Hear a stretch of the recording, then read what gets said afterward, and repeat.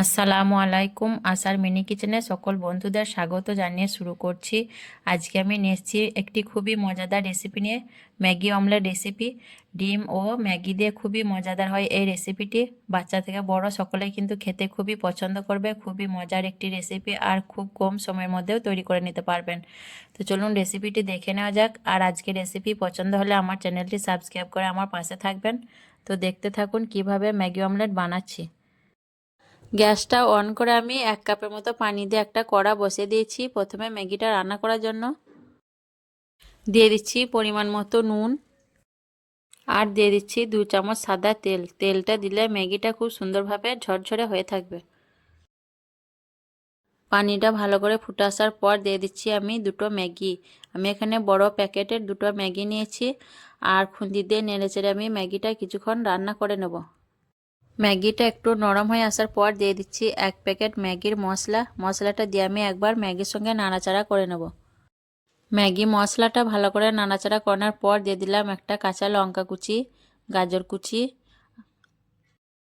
Capsicum কুচি, tomato কুচি, ধনেপাতা কুচি, অল্প পরিমাণের লঙ্কা গুঁড়ো দিয়ে আমি ভালো করে সবজি আর ম্যাগি নাড়াচাড়া করে 1 মিনিটের মতো রান্না করে নেব। আর সবজিগুলো আমি খুব ছোট ছোট করে কেটে নিয়েছি যাতে অল্প সময়ে সেদ্ধ হয়ে যায়। আর ঝালটা আপনারা যে যেমন খাবেন নিজে বুঝে দেবেন। তো এইভাবে সবজি দিয়ে ম্যাগিটা বানাবেন, তাহলে দেখবেন অমলেটটা খেতে কিন্তু খুবই ভালো লাগবে। সবজি দেওয়ার পর আমি আরও 1 মিনিট ম্যাগিটা রান্না করে নিয়েছি আর ম্যাগিটা রান্না হয়ে গেছে। এখন গ্যাসটা অফ করে আমি কড়াটা নামিয়ে নেব, দিয়ে পরের স্টেপে চলে যাব। এখানে আমি একটা বাটির মধ্যে 2টো ডিম ভেঙে নিয়েছি।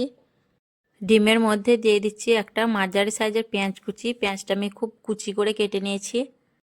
2টো কাঁচা লঙ্কার কুচি, অল্প পরিমাণের টমেটো কুচি, খুব অল্প পরিমাণের ক্যাপসিকাম কুচি, ধনেপাতা কুচি, পরিমাণ মতো নুন, খুব অল্প পরিমাণে লঙ্কা গুঁড়ো, অল্প পরিমাণে হলুদের গুঁড়ো। চামচ দিয়ে ডিমটা আমি খুব ভালোভাবে ফেটে নেব। আর ডিমের মধ্যে সবজিগুলো কিন্তু অপশনাল, আপনারা চাইলে না দিতেও পারেন, আমার ভালো লাগে তাই দিলাম। ডিমটা খুব ভালো করে ফেটিয়ে নিলাম। এখন অমলেটটা বানিয়ে নেব। অমলেট বানানোর জন্য আমি গ্যাসটা অন করে একটা তাওয়া বসিয়ে দিয়েছি আর দিয়ে দিচ্ছি পরিমাণ মতো সাদা তেল। তেলটা একটু গরম করে নেব। তেলটা ভালো করে গরম করে নেওয়ার পর দিয়ে দিচ্ছি ফেটে রাখা ডিমটা দেওয়ার পর আমি কিছুক্ষণ ডিমটা হওয়ার অপেক্ষা করব। ডিমটা দেখুন প্রায় ভাজা হয়ে এসছে, ওপরটা অল্প কাঁচা আছে। এখন আমি এর মধ্যে দিয়ে দিচ্ছি আগে থেকে রান্না করা রাখা ম্যাগি। তো ম্যাগিটা আমি উপর থেকে ভালোভাবে ছড়িয়ে দেব। আর ম্যাগিটা একটু বেশি করেই দিবেন, তাহলে খেতে কিন্তু খুবই ভালো লাগবে। ম্যাগিটা দেওয়ার পর এখন আমি দিয়ে দিচ্ছি একটা ভেজে রাখা শুকনো লঙ্কা গুঁড়ো করা, উপর থেকে আমি ছিটিয়ে দিচ্ছি। আর ম্যাগিটা দেখুন দেখতে অনেক সুন্দর হয়েছে আর ডিমটাও অনেক সুন্দর লাগছে। আর দিয়ে দিচ্ছি কিছুটা টমেটো সস উপর থেকে। টমেটো সসটা দিলে খেতে খুবই ভালো লাগবে অমলেটটা।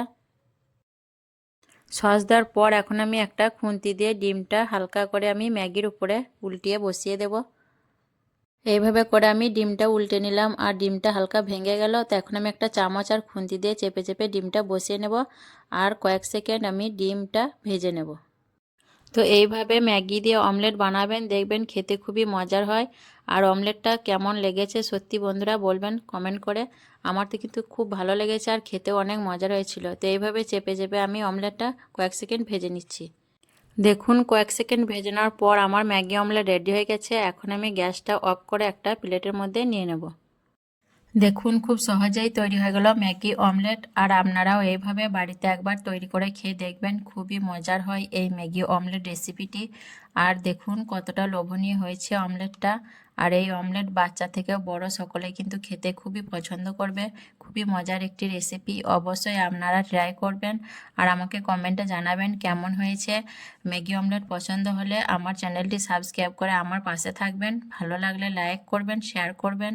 সকলে ভালো থাকবেন, সুস্থ থাকবেন। আসবো আবারও অন্য কোনো রেসিপি নিয়ে। আল্লাহ হাফেজ।